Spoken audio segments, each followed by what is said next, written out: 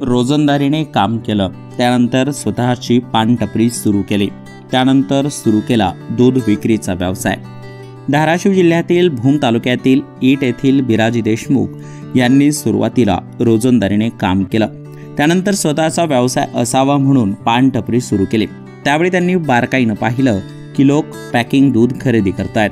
त्यावर त्यांनी स्वतःचा दुधाचा व्यवसाय सुरू करण्याचं ठरवलं आणि त्यासाठी अगोदर त्यांनी स्वतःच्या 2 गायी खरेदी केल्या आणि दूध व्यवसाय सुरू केला। माझे नाव बिराजी देशमुख। मी सुरुवातीला 10वी पास झाल्यानंतर 2 महिने आमच्या इथं माजी जिल्हा परिषद बांधकाम सभापती स्वतःभैया देशमुख यांच्या इथं पोल्ट्री फार्मवर 900 रुपये महिन्याने 2 महिन्यासाठी काम केलं।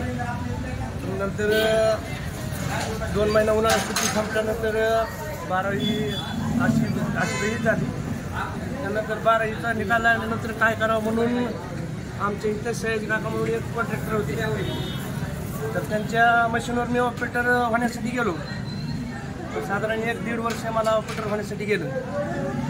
तर ते 1.5 वर्ष ऑपरेटर झाल्यानंतर मला 7-8 हजार रुपये महिना भेटायला लागला। तर 5-7 वर्ष मी तेव्हा काम केलं ऑपरेटर म्हणून मशीनवर। तर ऑपरेटर म्हणून पण काय बघा ना, मग नंतर आणि गावाकडे आलो। तर गावाकडे काय करावं म्हणून एक आल्यानंतर 2 गायी घेतल्या।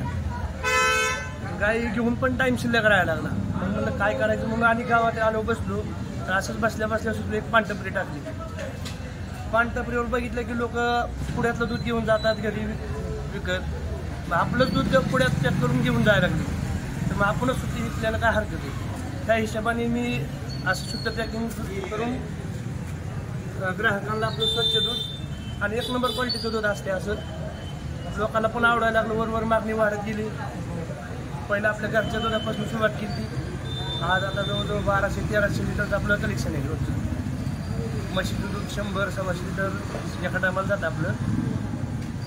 तर लोकांना इथून रोख पैसे भेटायला लागले। जे दूध घालते कुणाला काही नळ असते त्यांना 1000-500 रुपये मागणीच्या वेळेस मिळते, मला त्यापासून 5 रुपये राहायला लागले। असं करीत करीत आता व्यवस्थित धंदा चालू आहे। साधारण आपलं या व्यवसायामधून एक महिन्याची किती उलाढाल होते, किती पैशाची उलाढाल होते? उलाढाल म्हणते साधारण 1 रुपया दुधावर कमिशन धरलं तरी महिन्याचं 25-30 हजार रुपये आपल्याला कसं पण राहून जाते। त्यात गाळा भाडं हे जाऊन 10-15 हजार रुपये टपली गेले। आता आपल्याला इथं साधारण चिल्लर विक्रीतनं आपल्याला रोजचे 500 ते 600 रुपये निव्वळ नफा राहतो। आणि जे डेअरीला दूध जाते 1000-1100 लिटर, त्यातून 1 रुपया कमिशन म्हणलं तरी पण ते 1100 रुपये येतात। तर 1000 आणि ते 500 असं 1500-1600 रुपये दिवसाचा नफा राहतो। आणि असं 10 दिवसाला लोक। बिराजी देशमुख यांच्या दूध संकलन केंद्रावर प्रति दिवशी 1100 ते 1200 लिटर दुधाचे संकलन होते। त्यातून त्यांना 1 रुपया कमिशन मिळते, तर ते दूध लोकांना विक्री करतात, त्यातून त्यांना 500 ते 600 रुपयांचा नफा शिल्लक राहतो। तर महिन्याकाठी बिराजी देशमुख यांना 48,000 रुपयांचे उत्पन्न मिळते, तर वर्षाकाठी 5.5 लाख रुपयांची उलाढाल होते। त्यांना या व्यवसायातून चांगले आर्थिक उत्पन्न मिळते।